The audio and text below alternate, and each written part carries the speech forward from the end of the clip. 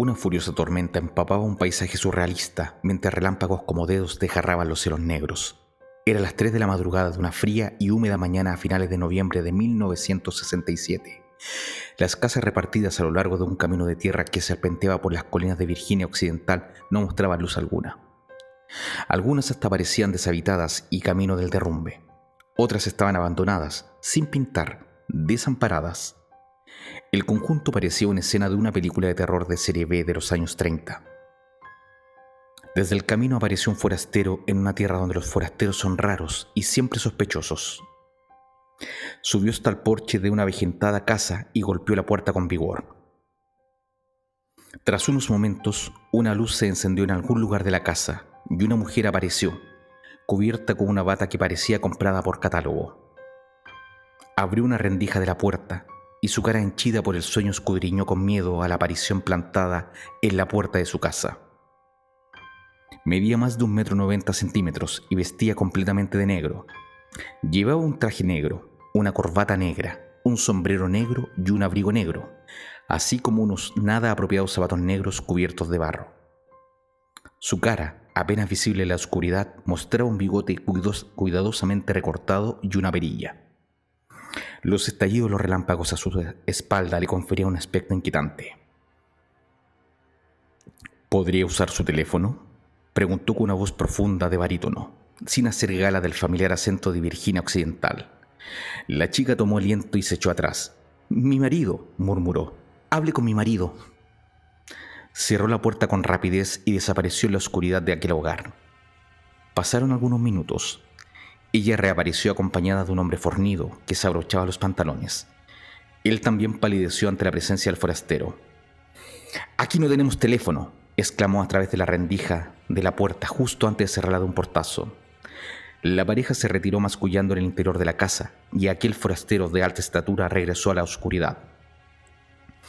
Las barbas eran algo muy poco usuales en Virginia Occidental en 1967, pero un hombre vestido de traje y corbata era incluso más raro de ver en aquellas remotas colinas del Valle de Ohio. Y ya un personaje luciendo una barba y vestido completamente de negro y circulando a pie, sencillamente era algo inaudito. En los días siguientes, la joven pareja comentó a sus amistades la aparición a la que habían asistido. Obviamente, concluyeron que se trataba de algún temible presagio. Quizás se trataba del mismísimo diablo. 2 semanas después, estas 2 personas habían fallecido, víctimas de la peor tragedia que ha tenido en aquel lugar, aquella parte de Virginia Occidental. Ellos se encontraban en el Silver Bridge, que cruzaba el río Ohio, cuando súbitamente se colapsó. Sus amigos lo recordaron. Recordaron la historia de un forastero con barba que les visitó en medio de la noche. Aquello, de hecho, había sido un presagio siniestro, uno que confirmaba sus convicciones religiosas y supersticiones. Así nació una nueva leyenda. Belcebú había visitado Virginia Occidental en vísperas de una tragedia terrible. Lo que acabo de leer es la introducción del libro, del grandioso libro, Las profecías del Mothman, de John Keel, de 1967, al menos lo que sucedió. Años después fue publicado este libro. Quise partir este capítulo leyendo esto, cuando no es lo habitual que hacemos en Cineclub, porque creo que engloba a la perfección lo que tratan los fenómenos forteanos. Como algo común y corriente, como alguien llegando a una casa en medio de la noche, se convierte en un relato extraordinario, porque quienes lo vivieron lo consideraron así. A grandes rasgos, John Keel, un periodista norteamericano que muy descreído de todo, pero que estaba abierto a conocer e investigar sobre todas las cosas paranormales y mucho más, camino a una de sus investigaciones queda detenido en su vehículo en medio de una lluvia torrencial. Por eso andaba vestido no para la situación, sino para alguien de ciudad, y va a pedir ayuda a una de las casas colindantes en este sector. Y eso, que es una anécdota común y corriente, pedir un teléfono para que venga una grúa a buscarlo y ayudarlo, se convirtió para los lugareños y para estos personajes en la visita del diablo. Lo que me hace preguntar cuántas historias, cuántos mitos, cuántas leyendas se han formado a lo largo de la historia simplemente por malos entendidos y por lo que la gente cree que está presenciando. A grandes rasgos, un poco de contexto, West Virginia es un sector bien rural donde están unas grandes montañas, es un lugar muy aislado. Son alrededor de, en Estados Unidos, en la costa este, por ejemplo, por Washington, hacia lo que es el interior, a unas 8 horas en vehículo. Lo más cercano que podría decir yo que se parece a West Virginia es el interior de Chiloé, un sector aislado en comunicaciones, más aún en 1967, y con un folclore exquisito. Tanto así que West Virginia en sí es un sector que tiene un montón de humanoides, criaturas, monstruos, apariciones, mitos, que son de lo más enriquecedor y de lo más entretenido que hay, si es que te gustan estos temas, dentro de Estados Unidos de América. Como comentaba, la idea de que algo común y corriente se transforme en extraordinario porque la percepción de lo que lo vivieron lo mezcló junto con el folclore y las creencias de ese entorno, es lo que podríamos decir que es una arista, una cara de lo que es este fenómeno espectacular que me apasiona, que son los fenómenos forteanos.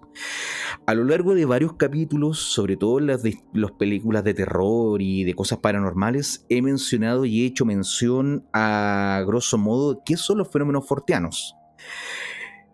Desde los primeros capítulos de Cine Club mencionaba que algún día tenía la idea, las ganas de comentar, explicar y tratar de que ustedes se interesen, así como a mí me apasiona este tema. Este es mi gran tema, más inclusive que el cine, sobre lo que es toda esta curiosidad, todas las anomalías y todo lo que es la percepción humana, la creación del folclore y de cómo muchos elementos, muchas acciones, muchas historias, muchas narraciones se quedan al margen de lo que podríamos decir la ciencia oficial, porque de un modo u otro se enfrentan a lo que nosotros consideramos que es plausible de lo que no. Y entran en la carpeta de los cuentos de vieja, visiones e imaginaciones de gente que tal vez más ignorante, cuando está muy lejos de eso. Es más, los fenómenos forteanos, que todavía no he mencionado a qué se trata, están más cercanos a las creencias, a la fe y a la interpretación de la realidad como los tenemos nosotros como seres humanos y como sociedades en particular. Y quería hacerle a ustedes, muchachos, gente linda que nos escucha, la invitación, si es que no tienen miedo, si es que están animados, a acompañarme en este camino, en esta aventura, con todo lo que son los fenómenos forteanos.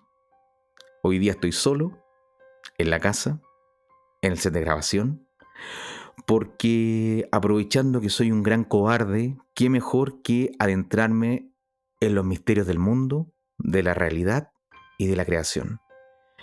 Bienvenidos a mi primer monólogo, espero que no sea el último, sobre los fenómenos forteanos. Esto es Cine Club.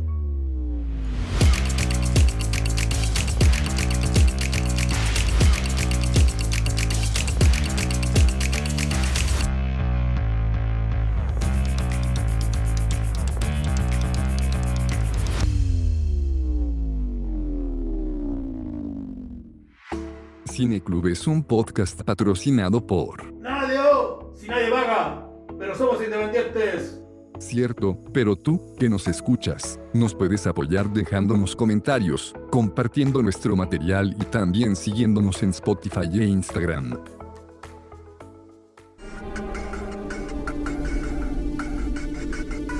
Ya, gente querida, vamos, ya cambiemos el tono de misterioso. Me carga esa cosa de cuando se cuentan cosas de terror, historia misteriosa y todo, que las cuentes sea mucho más oscuro, mucho más terrorífico que la historia misma.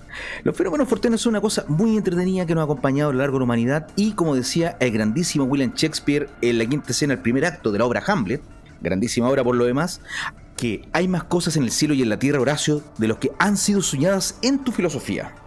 Me encanta esa cita, de hecho es la que tengo en Instagram, puesta en inglés obviamente para darme las de alguien mucho más culto. Pensé decirlo en inglés, pero la verdad es que eso sería un fenómeno paranormal, una vociferación lovecraftiana que ustedes no necesitan escuchar, gente querida. Ahora, partí por los fenómenos forteanos y sobre todo en lo que es el cine, que es lo que nos atañe a nosotros en este podcast. Me es desafiante porque es una cosa que llevo estudiando a lo largo de años, leyendo, inclusive antes de conocer el término. Y lo primero, debiera mencionar por qué se dice fenómenos forteanos. Y eso es según el nombre de un gran personaje que es Charles Fort, que fue un escritor e investigador estadounidense de principios del siglo XX. Este compadre recibió una herencia millonaria y gracias a eso no tuvo que trabajar asalariado como mayoría de los seres humanos. Por de pronto todos los panelistas de Cine Club, este es nuestro lado B, este es nuestro hobby. Y este compadre lo que hizo justamente fue desde niño ir recopilando recortes de los diarios, los periódicos, con noticias que le llamaban la atención. Usualmente las más conocidas que él hacía era sobre cosas que se escapaban de lo que eran los márgenes, los estándares de lo que nosotros consideramos como sociedad cosas normales. Es decir, todo lo que escapa a la norma podría ser, a grosso modo, un fenómeno forteano. Un ejemplo, a él le apasionaba mucho lo que eran los fenómenos que no se podían explicar, los eventos que la ciencia de ese momento no tenía respuesta, o que eran insatisfactorias las respuestas pseudológicas que en su momento se hacían. Un ejemplo, lluvias de objetos extraños, piedras con grabados, lluvia de carne, lluvia de animales, arañas por ejemplo, lluvia de sangre, lluvia de peces, lluvia de ranas. Si ustedes han visto la gran película Magnolia de Paul Thomas Anderson, esto ya no es spoiler, han pasado varios años. El final de esa película, donde todas estas historias corales, Los Ángeles se empiezan a unificar y tienen un momento donde a todo le ocurre algo anormal, es justamente una lluvia de ranas. Estoy segurísimo que Paul Thomas Anderson y los guionistas de esa película sabían lo que eran los fenómenos forteanos, porque inclusive en una de las escenas aparece un libro que es el famosísimo libro Los Condenados de Charles Fort, que es este personaje que les menciono. Charles Fort, al mencionar que era se llamaba el libro Los Condenados, en algunos casos lo traducen como Los Malditos, es porque han sido condenados al ostracismo, a la aislación de lo que es el pensamiento científico de la época. Es decir, todo lo que se escapa al estándar lo ponemos en un cajón desastre, que es: esto es ridículo, esto no existe, esto no pudo haber sucedido. Por lo tanto, son una serie de hechos, una serie de eventos que quedan simplemente como curiosidades, más no como parte de la fotografía general o el mapa general de cómo entendemos que funciona el mundo y la existencia. Y sí, esto tiene mucho que ver con lo que es con la filosofía también. Me gustaría más adelante hablar un poco de eso, de Kant, del fenómeno, el noumeno. Sé que suena latero, pero la verdad que es bastante apasionante, e intentaré, según como yo entiendo estas cosas, tratar de transmitir el por qué es importante tener esta información y sobre todo darle una vuelta y pensarla a la hora de analizar este tipo de cosas. Volviendo a Charles Fort, este compadre lo que hizo en su momento era anotar todos los recortes de diario y lo que le llamaba la atención, de las grandes maravillas del mundo, y las guardaba en cajitas. Luego lo empezó a anotar, a clasificar y todo. Estamos hablando de una época pre-internet, fines del siglo XIX, principios del siglo XX. Y cuando se dio cuenta que tenía tanta información, de repente dijo: ¿y para qué crees que estoy haciendo esto? Y quemó todas las cosas, botó todas las cosas y perdió una hemeroteca espectacular que hasta el día de hoy a mí me duele pensar de cuánta información se perdió. Entonces, con los años, él después empezó a ir a la biblioteca de Nueva York, a buscar en el archivo, buscar libros. Háganse una idea de la típica película de investigación donde el personaje quiere acercarse a información paranormal para resolver algún misterio. Este compadre está recabando todas esas cosas y dentro de eso escribió un libro que, como digo, que habla la anécdota de las cosas anomales, de las anomalías. Pero tenía también un componente más bien filosófico, de que él entendía que había muchas cosas en nuestro universo, en nuestra realidad, que escapaban a nuestro entendimiento, y no necesariamente eso estaba mal, sino más bien que tal vez hoy día no tenemos las herramientas, o en ese momento, para poder interpretar y entender ese tipo de cosas, pero eso no significaba que no existieran. Eso es a grande rasgo un fenómeno forteano. Podríamos decir que el fenómeno forteano, en resumen, es toda cosa anómala, ¿cierto?, que la gente experimenta. En este cajón desastre, en esta cazuela extraña, ¿cierto? En esta pichanga de rarezas, podríamos hablar que están todo lo que son los fantasmas, espíritus, espectros, apariciones, que, ojo, esto pudiera sonar como solamente sinónimos del mismo fenómeno, pero hay varios matices que en otra ocasión podría adentrar más. También están todo lo que son seres criptozoológicos. La criptozoología a grandes rasgos es el estudio de lo que son animales que no están conocidos por la ciencia. Muchos de ellos en su momento eran considerados seres fantásticos, pero con el tiempo fueron descubiertos. Un ejemplo que es el que más me gusta a mí es el tema del gorila. Durante muchos años, Europa, Occidente, ¿cierto? Cuando hablamos de la cultura, la sociedad, usualmente somos muy eurocentristas, aunque nosotros tenemos acá en el culo del mundo en Sudamérica, en Chile para más particular. Aún así, parte importante, si no ha sido ratificado por algún explorador europeo, algún científico de esa zona, no existe.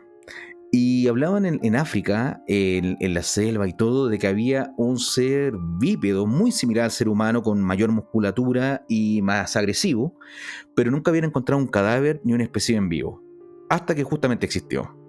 Del mismo modo que hay un montón de animales marinos, bestias marinas, que tampoco en su momento eran conocidas y se han encontrado, insectos para qué decir, y de los animales o criaturas criptozoológicas, que esto es lo más cercano a lo que podríamos decir una ciencia más bien objetiva, que puede tener sesgos de realidad y que pueden ser mucho más abordables para la gente que más descreía en este tipo de cosas. Podríamos hablar de una de mis criaturas criptozoológicas favoritas, que es el monstruo lago Ness. Hay un montón de películas del monstruo lago Ness, la mayoría pésimas, pero hay un documental falso también que me encanta, que se llama El incidente en el lago Ness, en Loch Ness, donde actúa Werner Herzog, un personaje muy querido por Cineclub y por mí en particular también, donde van en búsqueda justamente Herzog a hacer un documental sobre el monstruo lago Ness, a tratar de cazarlo, y algún día espero conversar de eso. Hoy día van a notar que van a haber varias recomendaciones, no cuchufletas, pero que ese es un personaje criptozoológico. ¿Te fijas? El monstruo lago Ness, esta criatura en el norte de la isla de Gran Bretaña, ¿cierto? En Escocia, cercano a Inverness, donde se supone que hay una especie de plesiosaurio que ha subsistido y ha sobrevivido a lo largo de las centurias hasta el día de hoy. Ahí va a hacer una pequeña pausa, porque también gustaría darle la lata algún día sobre lo que es el monstruo del lago Ness. Tuve la oportunidad 2 veces de estar ahí en Inverness, en todo ese lugar, justamente en Riverness, en todas las partes, en Loch Ness mismo. Me traje unas piedritas ahí. Puede sonar un souvenir muy penca, pero me encanta tener algo real de esa zona. Y eso es, por ejemplo, una criatura criptozoológica. Otra también muy conocida es el Sasquatch, Bigfoot, el Yeti, Pie Grande, como quieran llamarlo, que es también esta criatura bípeda humanoide de más de 2 metros, con muy mal olor. Es una característica también de estas apariciones, que tienen un olor a azufre horrible, al igual que los demonios y el diablo, y algunos entes que son conocidos también como los extraterrestres, en donde también, dependiendo la zona geográfica donde aparezca, se le nombra de algún nombre, se le pone algún nombre en particular. Por eso menciono el Yeti, Sasquatch, el abominable hombre de las nieves, Bigfoot, Pie Grande, ¿cierto? Porque la práctica tiende a ser el mismo humanoide. Y acá, bueno, las cosas, hay unos documentales muy entretenidos, hay algunas películas, algunas sitcom también, así como de los 80, hay unas películas así como los Henderson o los Anderson y Pie Grande, que es como la misma historia de Alf, por así decirlo, pero con Pie Grande, que me acuerdo cuando chico me encantaba. Debería haberme preparado un poquito más y haber buscado ahí justamente la cita. Tengo un libro acá que se llama Cine Forteano, inclusive, donde aparecen todas y cuando digo todas son todas las apariciones de estos personajes, pero creo que eso sería más bien farragoso, más bien aburrido si tendría que detenerme en una por una, y espero que esto sea la introducción a un tema más que acabar el tema en sí mismo. Es decir, quiero que esto abra conversación, que esto permita dejarles a miel en los labios para que ustedes se tienten a aprender más de este tema, a ver las películas que vamos a recomendar hoy día, y que esto sea un pretexto para tener una nueva sección en Cineclub, que es cine forteano especial de este tipo de cosas. Y esto puede colindar mucho con lo que son las películas de terror que ya hemos hablado y que ahí voy a mencionar también, porque muchas de ellas, no todas, pero muchas de ellas tienen elementos del forteanismo. Cuando hablo de Pie Grande también podemos mencionar, por ejemplo, acá en Chile hay un montón de mitos, la mayoría que la gente conoce, que nos educamos desde niños en el colegio, ¿cierto? Son las cosas de Chiloé. Nuevamente, Chiloé es una isla aislada, valga la redundancia, de lo que es el continente americano. Estamos cercano a un ferry, pero a día de hoy, imagínense en 1600, 1700, 1800, con toda la gente viviendo ahí y que se van mezclando estas leyendas, justamente también con todo lo que es la cultura holandesa, que es otro tema también bien interesante. Estamos hablando de la recta provincia, la mayoría, los brujos, el tetué, todo este tipo de cosas, el caleuche mismo, que es una versión del holandés errante, el cuero, ¿cierto?, que es una criatura que yo diría también Lovecraftiana ahí, como creo que José del Real va, nuestro panelista, nuevo panelista también, encargado de todo lo que es fantasía épica. Yo creo que van a concordar conmigo que tiene esos elementos, y así se van solapando todo este tipo de cosas. Hay otras criaturas como pueden ser los vampiros, hombres lobos, zombies, que también podrían caer de uno u otro modo en todo lo que es el forteanismo. Y acá me gustaría hacer detenerme en este tema. Siento que estoy abriendo muchos paréntesis, pero es que de verdad estoy desbordado en información y estoy muy emocionado de por fin tener la oportunidad de hablar sobre esto, que es que el forteanismo, por un lado, trata sobre este tipo de cosas, pero no solamente desde el lado del folclore, sino también hay como dos grandes vertientes. Una es el fenómeno en sí, que es contar la historia, la leyenda, porque mucho de esto, la gran mayoría diría yo, tienden a ser relatos, narraciones. Y entonces eso se solapa con lo que son el folclore, el mito, la leyenda urbana, inclusive a día de hoy, como el chupacabras, por ejemplo. Pero es más complejo que eso, porque está la otra vertiente, si nos vamos al lado de lo filosófico o al análisis de una cosa es el fenómeno, es decir, la cosa en sí, y el otro es el nómeno, que es la interpretación que le damos a ese fenómeno. Entonces, porque de un modo u otro, si bien Protágoras decía que el hombre es la medida de todas las cosas, también podemos decir que el mapa más completo de lo que es el universo de nuestro conocimiento es el mapa de nuestras limitantes, son los límites que tenemos nosotros como seres humanos arrojados en el tiempo, hoy día 2025, que podemos interpretar ciertas cosas que no necesariamente son la interpretación correcta. Y acá me cuelgo de esto para hablar, por ejemplo, de algo que hasta este momento no he mencionado y que creo que va a ser lo más clarificador, que es el fenómeno ovni y el fenómeno de los humanoides. Son dos cosas distintas, ¿cierto? Son dos carriles distintos, si se quiere. Y aún así, muchas veces la gente siente que son sinónimos o que son homologables o que son sustituibles uno por el otro. Los ovnis son, a falta de una mejor definición y la más popular, objetos voladores no identificados. Lo curioso es que si lo mencionamos así, ya inmediatamente lo estamos clasificando. O sea, lo estamos identificando. Si decimos que es un objeto, ya estamos descartando inmediatamente que sea un ente vivo, un animal, una criatura, lo que sea volador, no identificado, justamente da la idea de que en algún momento podría ser identificado. Y como mencionaba, está por otra parte todo lo que son los humanoides o las criaturas que los conllevan. Cuando yo hablo de un extraterrestre, lo primero que la gente piensa usualmente a día de hoy, 2025 y de los 90 en adelante, mucho de eso, es en estas criaturas que son los grises, ¿cierto? Imagínense un cuerpo raquítico de 1,20 m, 1,50 m, que podría ser como un niño de 10 años, con una cabeza inusualmente grande, como una pera invertida, en donde no tienen párpados, ojos grandes y expresivos, narices mínimas, para las generaciones más nuevas una especie de nariz de Voldemort, es decir, dos rajaduras que hacen las veces de nariz, y una boca sin labios que es una mínima mueca, ¿cierto? Una raya que acompaña a esto, usualmente sin orejas. Entonces aquí la pregunta es, ¿por qué nosotros tenemos usualmente esa visión? Cuando muchas veces en todas estas cosas, de hecho, a lo largo de la historia, hay grandes etapas de cómo se veían los humanoides o los tripulantes de estas, entre comillas, naves. Y acá, por ejemplo, podemos hablar de Encuentros cercanos de tercer tipo, donde aparece justamente este humanoide al final y todo, donde hay un psicólogo y un antropólogo, psiquiatra, son uruguayos, Néstor Berlanda, que escribieron, de hecho hay documentales en Amazon Prime y todo, que escribieron un libro que se llama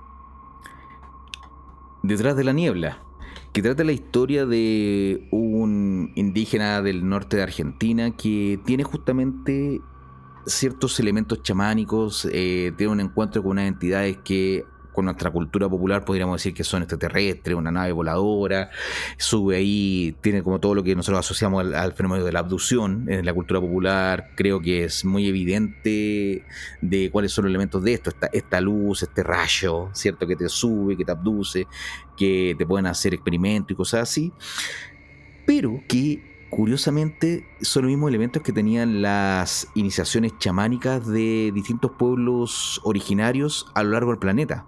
En México, en Chile, en Argentina, en Perú, donde ustedes posicionen o busquen un poco de información, aparecen este tipo de cosas. Hay una película, un documental, como digo, que se llama Detrás de la niebla, donde cuentan este tipo de cosas y que creo que serviría como para tener una idea general de esto. Está bien dirigido, con mucho respeto, porque otra de las cosas que estas cosas, toda esta historia, todo este tipo de eventos que le suceden a las personas comunes y corrientes son muy risibles si nos ponemos a verlos de un modo descreído, pero aún así siguen sucediendo, siguen ocurriendo este tipo de cosas hasta el día de hoy. Este compadre, por ejemplo, Néstor Berlanda, escribió un libro que para mí es el mejor libro que se ha escrito en castellano y probablemente en idioma alguno. Yo me dependo mucho de las traducciones o los libros en inglés, entonces todo lo que es la órbita china o soviética, rusa, árabe, me llegan pocas cosas para poder leer.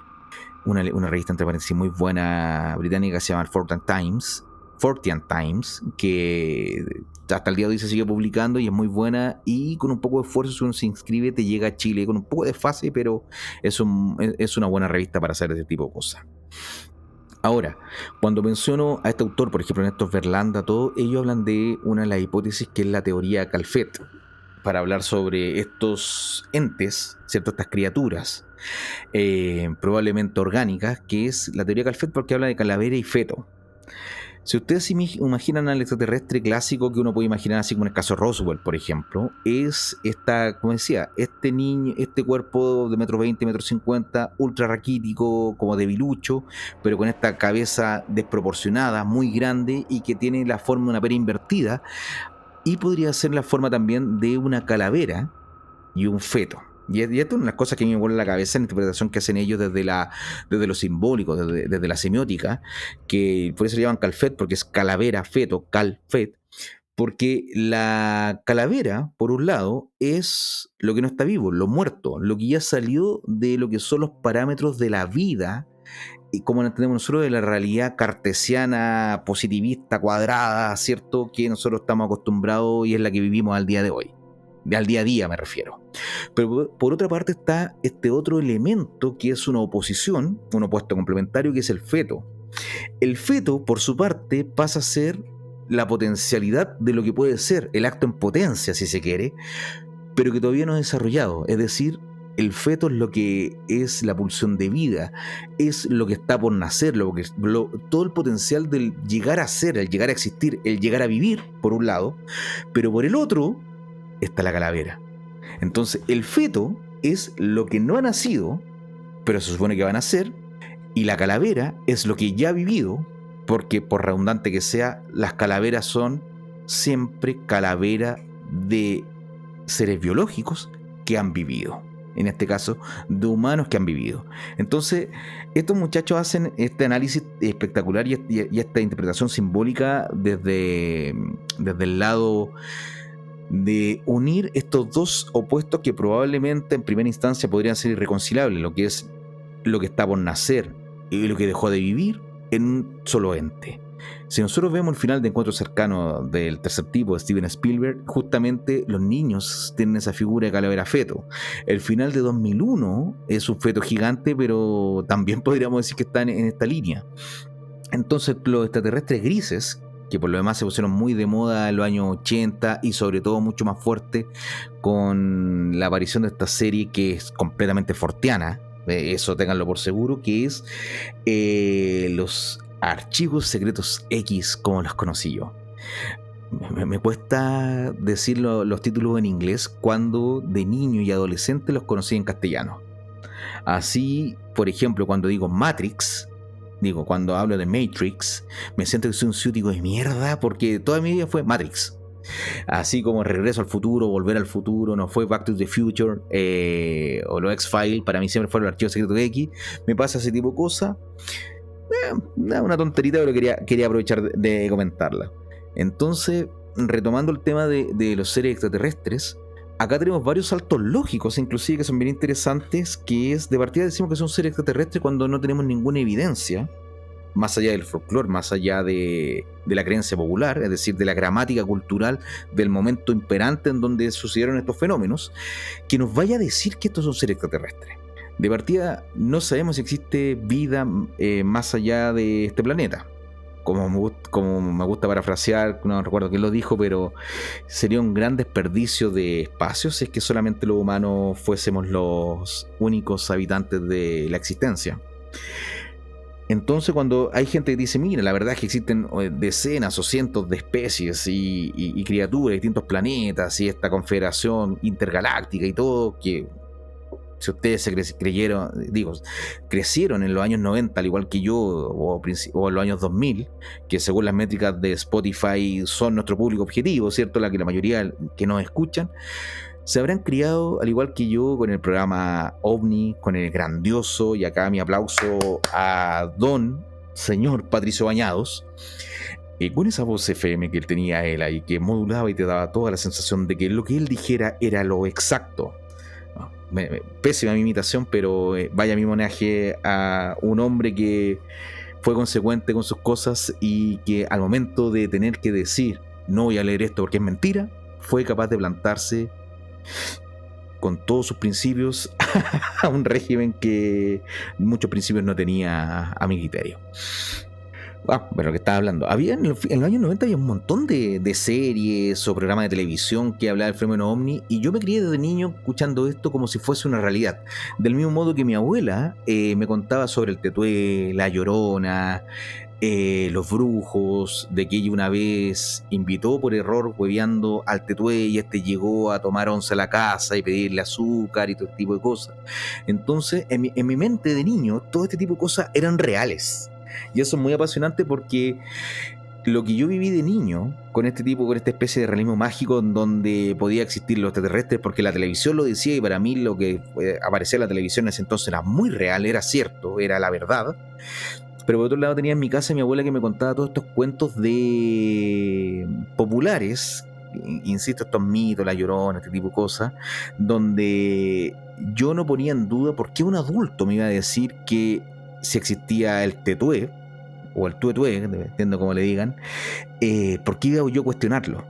Lo curioso es que la mayoría de las personas tendemos a hacer eso, lo que escuchamos cuando niños, lo que aprendimos de infante, con lo que nos criamos, dejamos de cuestionarlo. Entonces conformamos nuestro sesgo de realidad, ¿cierto?, según toda la crianza y la educación que hemos tenido. Por eso me parece muy apasionante el tema de los fenómenos forteanos y sigo hablando con el tema del tema extraterrestre, porque en la práctica todo lo que es el tema extraterrestre es folclore. Hay un montón de indicios, un montón de evidencia, de elementos que podrían suponer que existe algo fuera de esta Tierra. Pero así cuando yo hablo de humanoides de 1,20 m, 1,50 m, que vienen, roban ganado, intercambian bebés, secuestran a gente, la abducen, vieron un fenómeno extraño y varias cosas así, yo podría estar hablando de lo que son la muy buena gente, los seres feéricos, duendes, hadas, gnomos, trasgos y todo ese zoológico de criaturas que a lo largo de la historia no han ido llegando.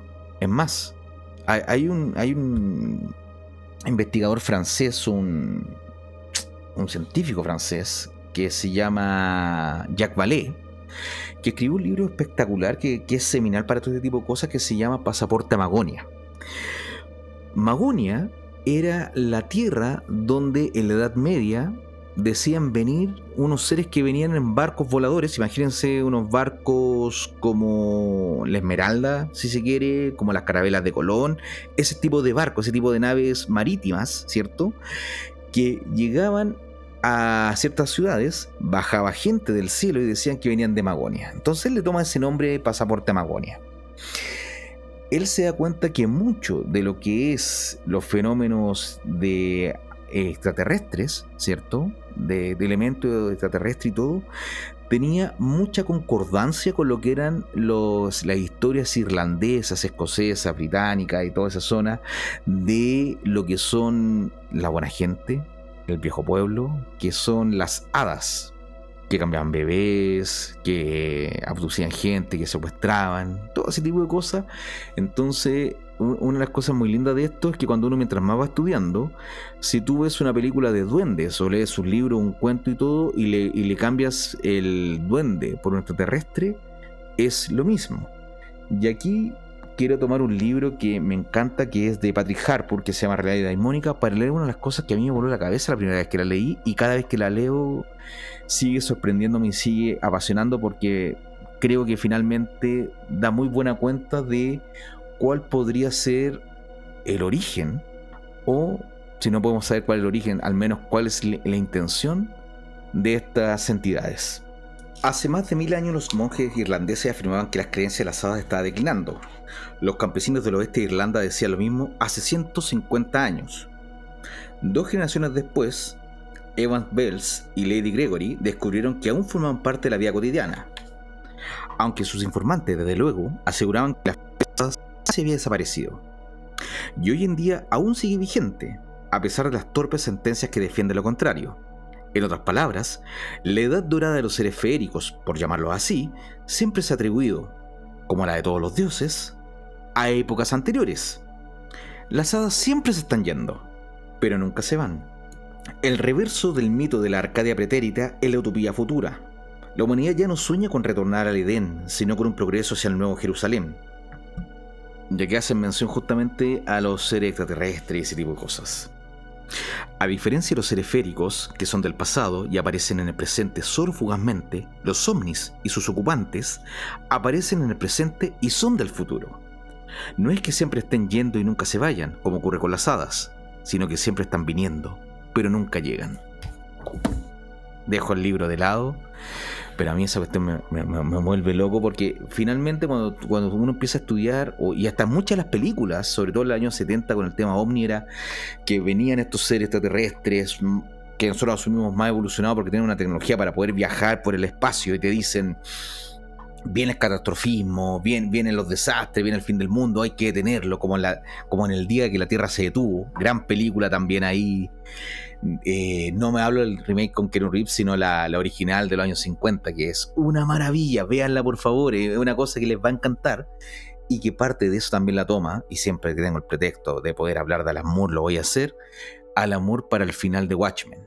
No quiero entrar en spoiler por si no han leído ese gran cómic, pero muchos de esos elementos aparecen ahí.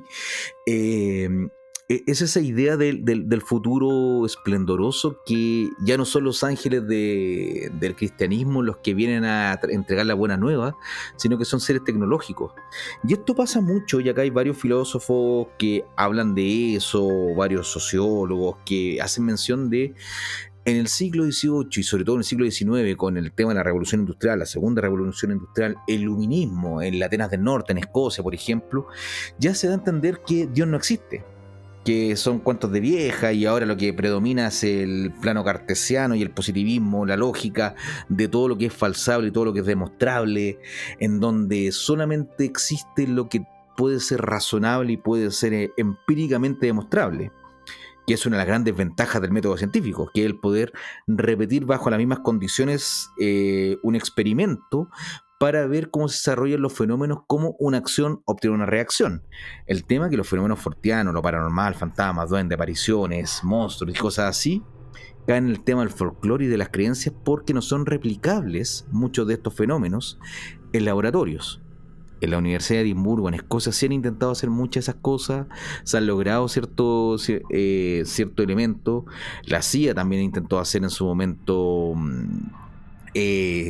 temas de estudio, de precognición, de ver cosas a distancia, sobre todo en la Guerra Fría. Stranger Things, sobre todo, bueno, yo vi la primera temporada, así que me retracto, no sé si la otra temporada seguirán hablando de eso, pero también hablan de eso, que un poco en el experimento Montauk, que también tiene como, es una teoría de conspiración, una leyenda bien entretenida ahí. A lo que voy, rebobino ahí, ya estoy perdiendo el hilo, y una de las cosas que me dijo nuestro gran panelista y productor Juan Carlos, que uno siempre tiene la oportunidad de perder el hilo cuando está haciendo un monólogo, porque no tienes quien te responda o quien te encauce para poder seguir la conversación, y estoy cayendo en eso, así que retrocedo y voy a hacer una pausa acá, porque la verdad perdí completamente lo que estaba hablando. Como me gusta decir a mí, transparentemos.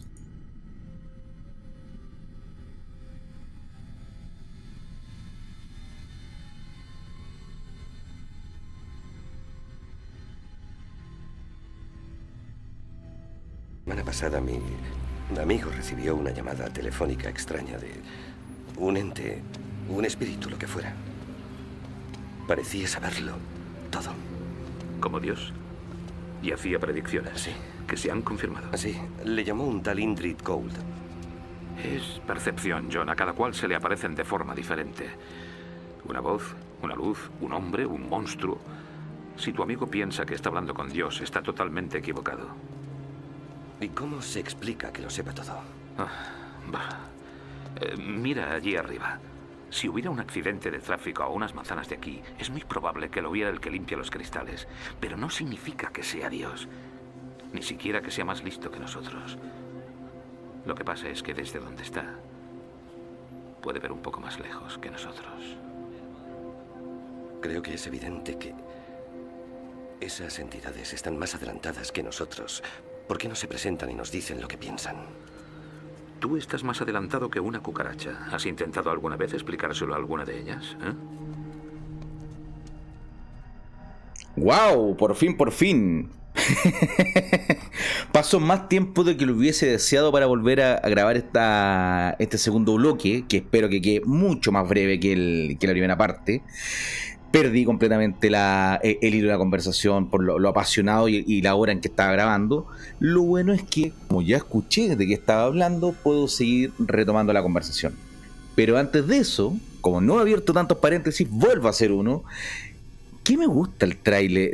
Esa escena en doblaje español de España de Las profecías del hombre polilla o Las profecías del Mothman. Es uno de mis libros favoritos. La película tiene su encanto, aunque da más para conversar que el valor cinematográfico que tiene.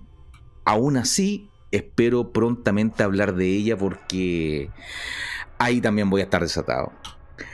Si puse ese bloque, ¿cierto? Esa escena y en español de España, es porque hay un programa que duró varios años llamado Terra Incógnita, que es un podcast español donde llegaron casi a los 300 capítulos, todos unos jóvenes, donde Ellos me adentraron en todo lo que es el mundo del forteanismo, ahí conocí el término previamente tal, y tratan de historias de terror, de cosas paranormales y todo, con mucho humor, lo cual siempre se agradece, y ahí dentro de las cortinas que tenían para separar a veces las secciones, salía este audio. Así que vaya mi homenaje para ellos. Al final del capítulo también quiero mencionar a varios libros o podcasts que recomiendo totalmente que vayan a escuchar, porque van a explicar de mejor manera y de modo mucho más entretenido de lo que yo simplemente estoy tratando de dar acá un pequeño atisbo, una pequeña vitrina para que ustedes, si es que se animan a adentrarse en esta temática, aprovechen de hacerlo.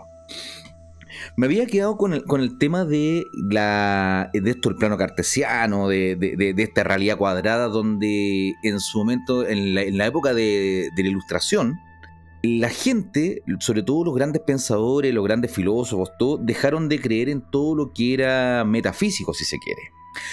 O dicho de otra forma, todo lo que era asociado a la espiritualidad, a los dioses, creían que era un mero folclore o, como dirían otras personas, el opio del pueblo. Entonces lo que ellos buscaban era que todo, la naturaleza tenía una lógica más bien mecanicista, en donde todo tenía explicación o todo debía tener explicación, y si todavía no habíamos llegado, era porque la ciencia y el conocimiento recabado por los humanos todavía no se había entrado a ese tema. Lo cual es un muy buen punto de partida para poder aprender y conocer mucho mejor el mundo, pero también es prepotente, porque por otra parte, una de las cosas que ocurre es que dejamos de lado una parte relevante de lo que es la existencia humana, que es la subjetividad, y cómo interpretamos todos los tipos de cosas.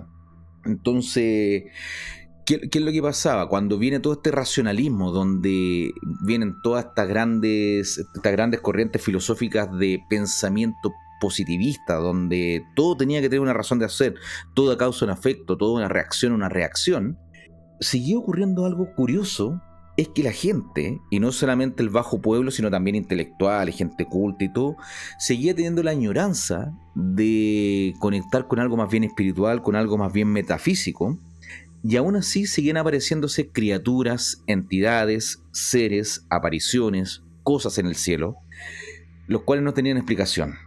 De hecho, el siglo XIX es muy apasionante para los que les gustan todo lo que son las teorías de conspiración, a quienes les gustan lo que son aprender sobre las sectas, los cultos, las fraternidades, las sociedades secretas, todo ese tipo de cosas, porque fue un momento bien fecundo, sobre todo en Europa, para todo ese tipo de asociaciones, donde se mezcla un poco el mito, la leyenda, y lo más habitual que uno escucha, los Illuminati, ¿cierto? Los reptilianos y ese tipo de cosas, pero tienen su asidero en la realidad.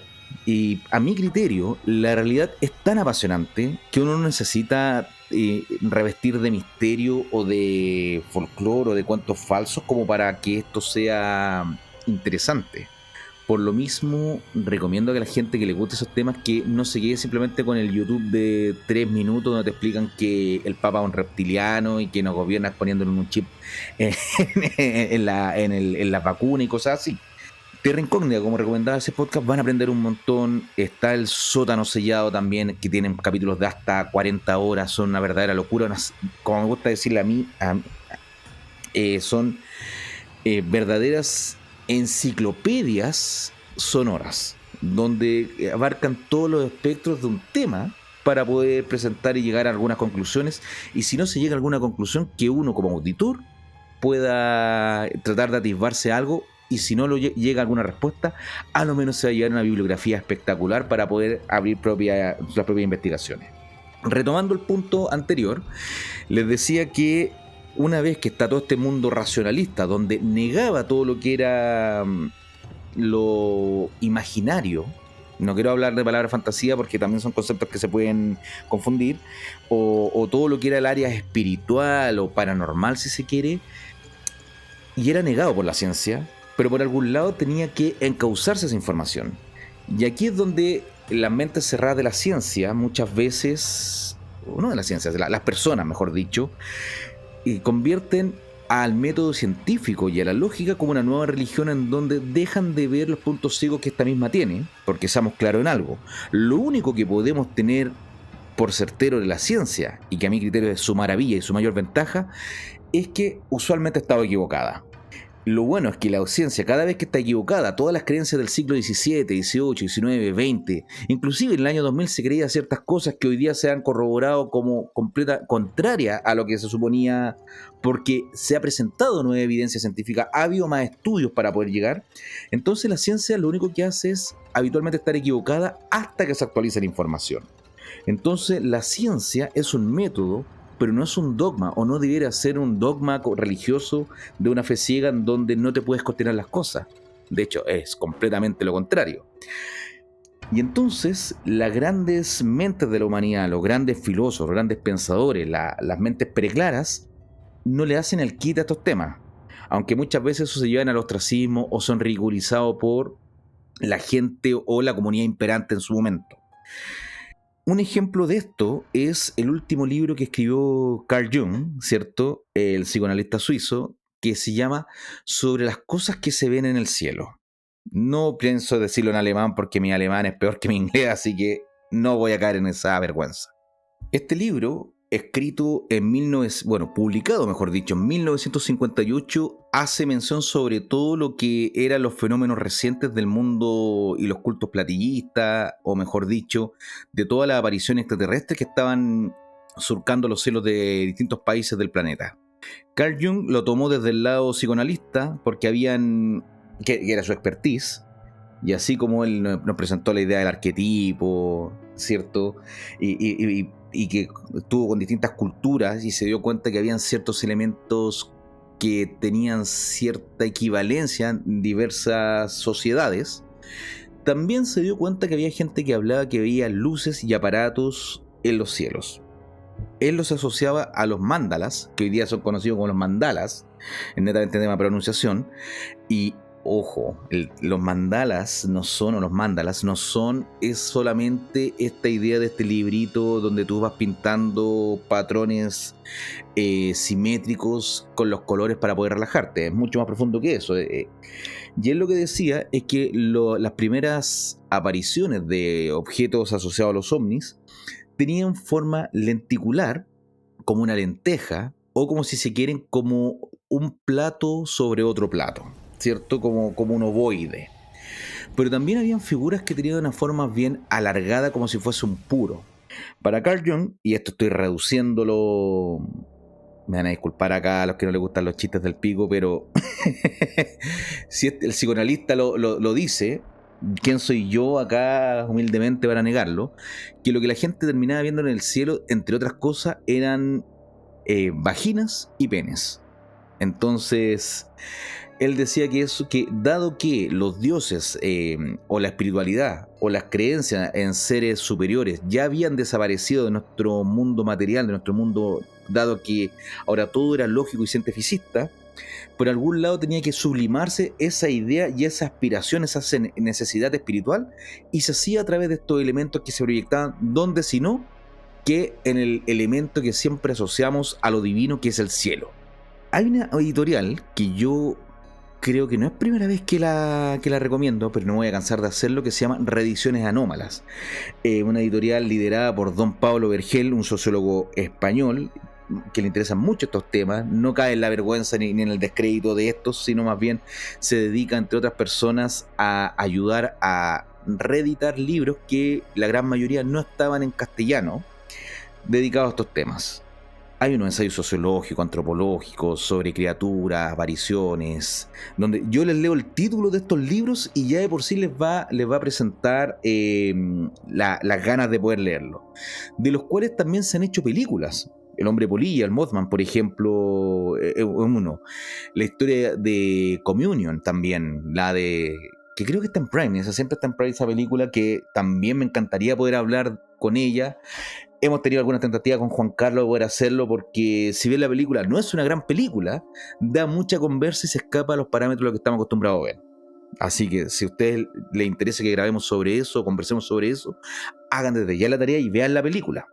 Aunque tal vez es de las pocas películas que yo recomendaría tal vez escuchar un podcast, informarse un poquito más y luego verla para poder disfrutar un poco más. Y no es porque sea una película complicada, sino más bien porque tiene elementos casi surrealistas y de una extrañeza que cuesta entender a veces qué se quiere decir o qué significa cada una de estas cosas.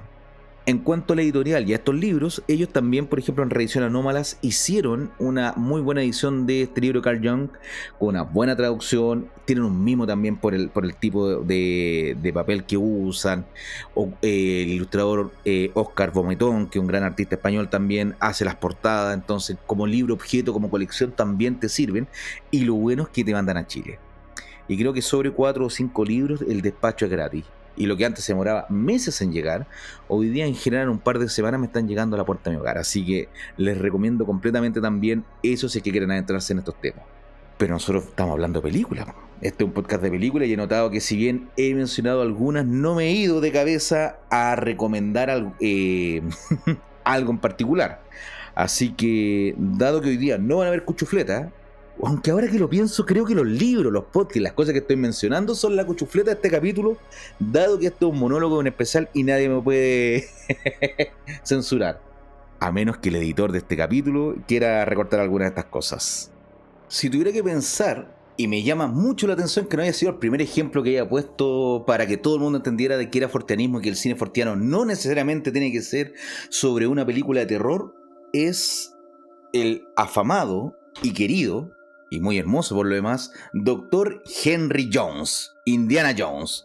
Una persona que se encarga de recorrer todos los lugares del mundo para poder encontrar objetos, fetiches, ídolos y cosas varias que desafían a nuestra realidad y a nuestra lógica. Ya sea el Arca de la Alianza de los judíos, ya sea unas piedras mágicas de la India. ¡Qué gran película esa! Esa es mi favorita de Indiana Jones, que es una montaña rusa de diversión. Y lo curioso es que cuando se estrenó esa película la gente la criticó porque decía, ¿por qué si la otra película tenía cosas realistas, ahora es una fantasía de piedras mágicas? Porque Occidente, en el cual nos incluimos nosotros, curiosamente, puede entender que el Arca de la Alianza es algo realista porque sale en la Biblia o tiene cierta sensación de realidad, cierto de que puede ser, versus unas piedras mágicas porque es de la India y se ve muy fantástico. Cuando las dos cosas van en el terreno de lo espectacular y de lo paranormal, o de lo preternatural, si se quiere. Si vemos la tercera película con La Última Cruzada, donde también tenemos el Santo Grial y toda cosa relacionada al Santo Grial, ya sea la Copa de Cristo o al lavatorio, el espejo de agua, o cualquier símbolo que significa, también podría ser forteano. O la máquina anquititera, el mecanismo de anquititera. Creo que se dice así. Siempre me encargo en algún capítulo de pronunciar algo mal. Que fue esta película no dirigida por Spielberg, también es algo forteano porque hay un viaje en el tiempo y cosas así. La calavera de cristal, lo mismo, donde aparecen estas cosas que no son seres extraterrestres, pero uno cree que son seres extraterrestres. Que a todo esto en el Museo Británico en Londres hay una que ya se sabe que no es maya ni mesoamericana, pero es una belleza poder verla. Esos son, por ejemplo, objetos forteanos. Entonces cualquier cosa que haga Indiana Jones, la Atlántida, los videojuegos, las películas, todo lo que él puede estar relacionado, tómenlo inmediatamente. Si Indiana Jones estaría interesado, es un fenómeno forteano, sobre todo si no tiene explicación.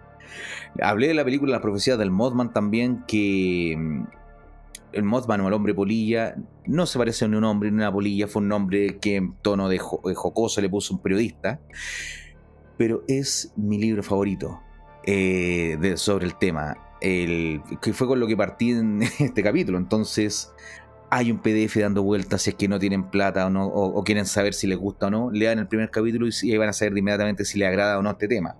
Vean la película también.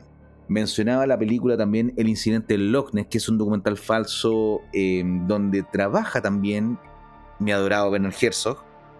Para que lo vean, está en YouTube, es fácil de encontrar y en calidad moderada, pero se deja ver sin ningún problema.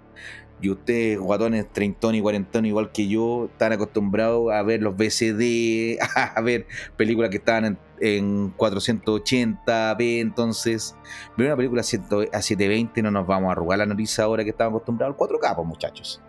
¿Sabes qué? Otra película que yo diría que es forteana y que tiene como toda esa sensación es Donnie Darko, una película que tenemos capítulo también. Pero más aún, hay una película del director Richard Kelly, que es el director de Donnie Darko, que ya está retirado involuntariamente, creo yo, porque se cerraron las puertas de la industria por las cagadas que se mandó y los malos resultados que ha tenido. Es una película del 2018 que se llama The Box, que está basado en el cuento. Hay un par de versiones más, que a grosso modo una persona llega a la puerta de tu casa y te entrega una caja con un botón. Dice que si tú tocas ese botón, te van a entregar, por ejemplo en esta película, $1.000.000. Y puedes tocar las veces que quieras el botón.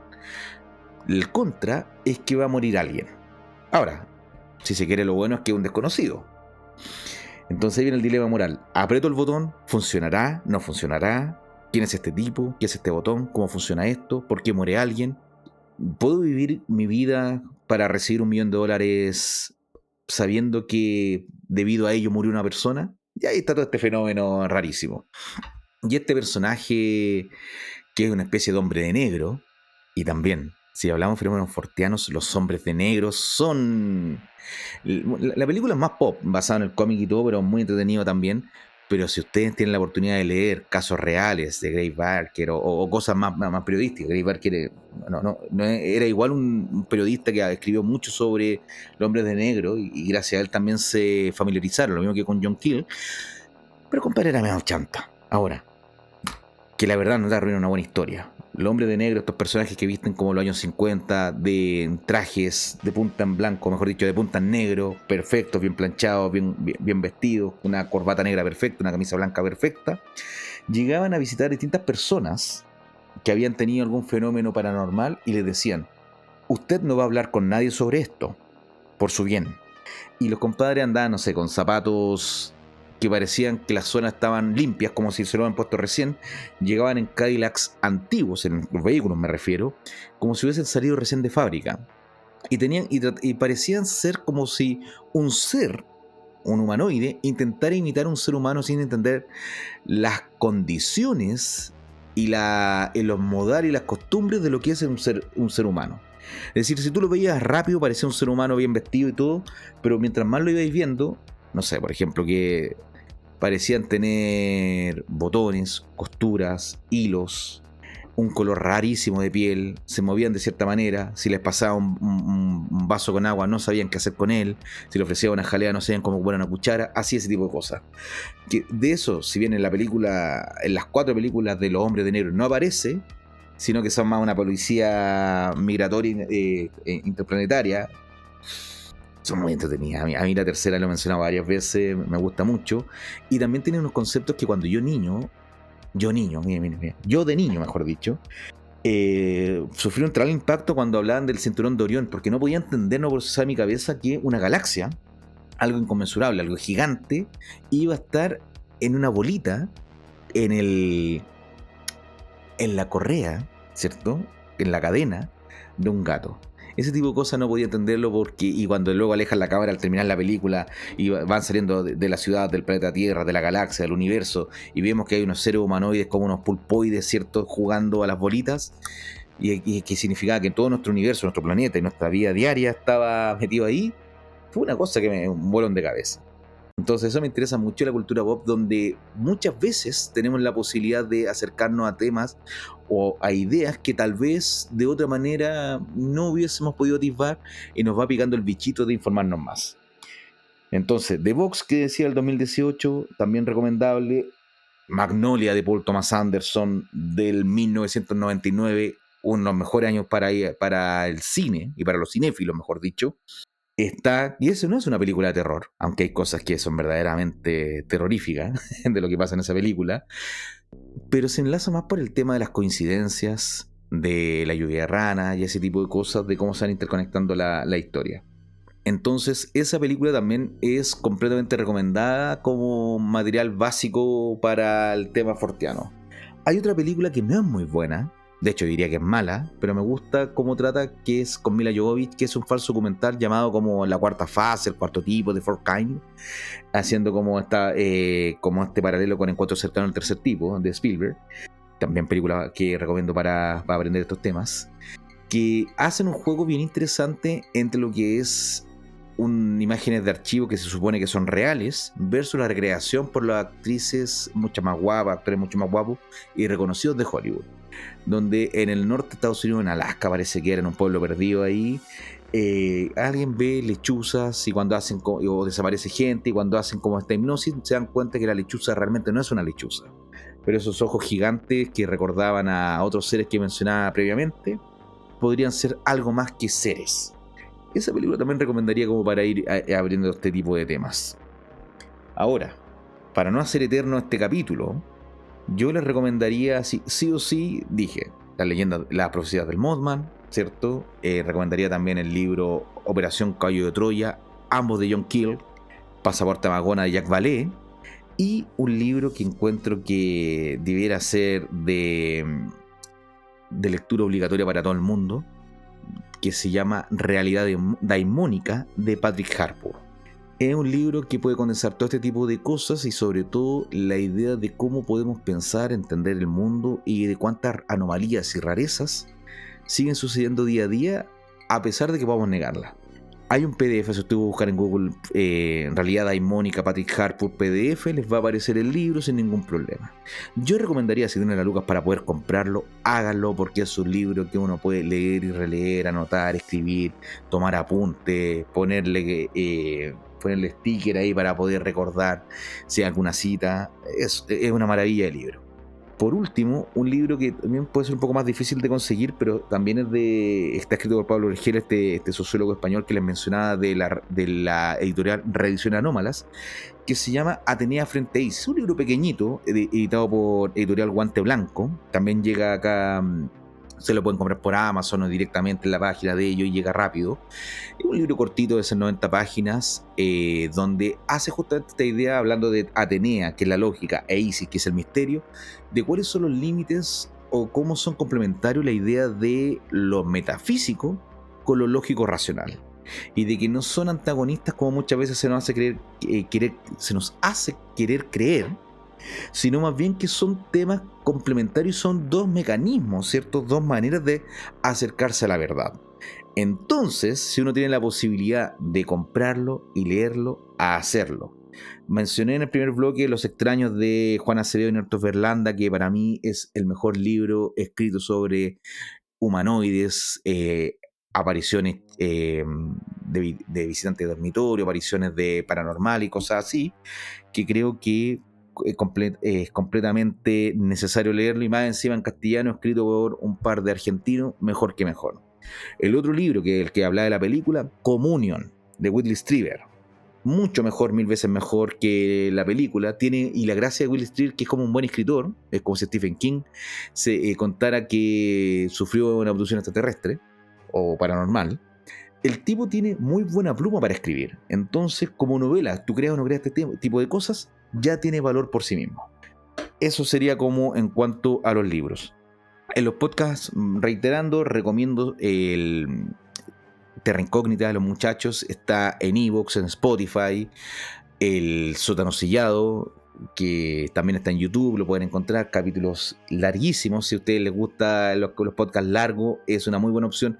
Puede ir pausando y escuchando, no es necesario escucharlos de un tirón. O sea, nadie puede escuchar 40 horas de un programa de corrido, pero son entretenidos y se aprende mucho. Otro podcast español que me gusta mucho también se llama Yo he venido aquí a hablar de humanoides. Yo tengo una predilección por los nombres largos de podcast, películas, libros, así que me encanta ese nombre. Y si bien es muy culto en cuanto a la información que tratan, la tratan con muchísimo humor, con mucho hueveo. Entonces, estos temas para mí son tan entretenidos que, como decía en un principio, ¿para qué los vamos a hablar de modo serio, aburrido, misterioso? Que tienes un canal también eso, pero si tienes 1 millón de personas que lo hacen de la misma manera, pasa a ser latero, pasa a ser aburrido. En cambio, si uno tiene la posibilidad de ver otros modos de presentar la misma información, yo estoy encantado con eso. De Chile hay un podcast de unos muchachos que he tenido la suerte de participar con ellos y conocerlos. Ya está terminado ese programa, que se llama Lo que habita en las sombras, con Kuro Noxy Maverick, que de hecho en pequeño homenaje también puse la música que iba a utilizar en sus programas, la utilicé para este capítulo, porque la gracia que tenía ese programa, por ejemplo, es que tenían conversaciones como si fuesen conversaciones entre amigos. De hecho, ellos eran amigos, entonces tú te sentías uno más escuchando en un carrete una conversación sobre temas paranormales, sobre la friendship, sobre duendes, bestias y cosas así. Está muy fácil conseguirlo. Yo recomiendo lo más fácil es YouTube, que ahí uno lo puede encontrar y está de libre acceso.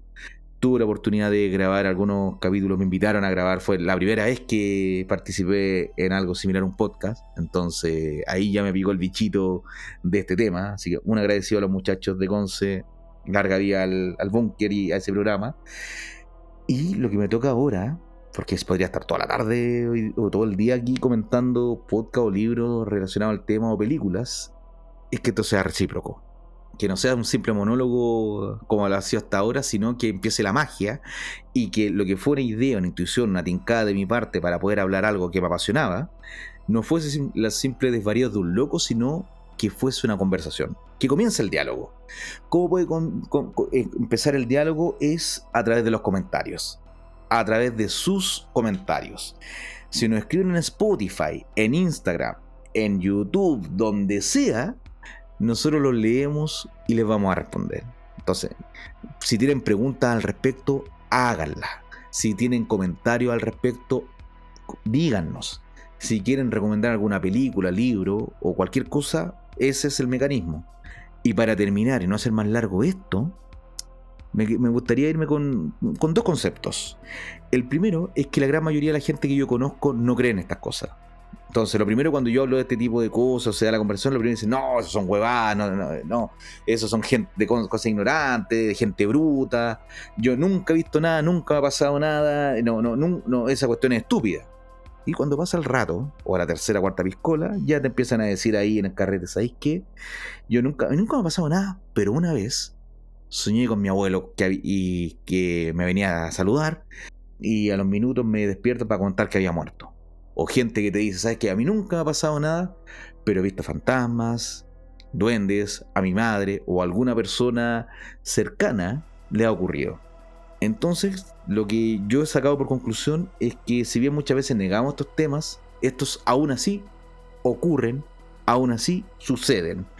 Por lo mismo, tengamos el ojo atento. Así como cuando vi Gremlin cuando niño y quedé aterrado por esa voz en off que decía, fíjate que no hay un gremlin en tu casa, fíjate que no estén pasando cosas paranormales o extrañas por el rabillo del ojo, detrás de tu hombro, si es que está sucediendo algo. Y si uno tiene la oportunidad de hablar con los padres, tíos, abuelos, la gente mayor, si es que le ha pasado algo, lo más probable es que te cuenten alguna historia interesante.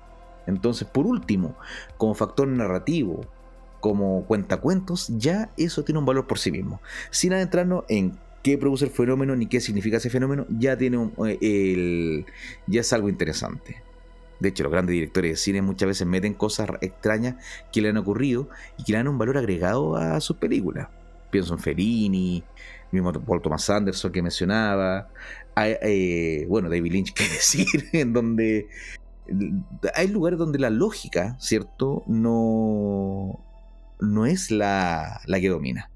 Entonces hagan eso, conversen, pregunten y averigüen. Lo más probable es que se encuentren con un par de historias interesantes y lo único que les pido es que nos cuenten, porque si algo nos puede dar miedo, nos puede asombrar, aprovechemos de disfrutarlo, pues. Ahora que lo pienso, yo he tenido la oportunidad de conversar con gente que me ha dicho a la cara, gente que confío que no es loca ni tiene problemas con consumo abusivo de sustancias, como para que tú puedas decir, descreo o pongo en duda su relato. Personas de 25, 30 años que me han contado que ha visto duendes.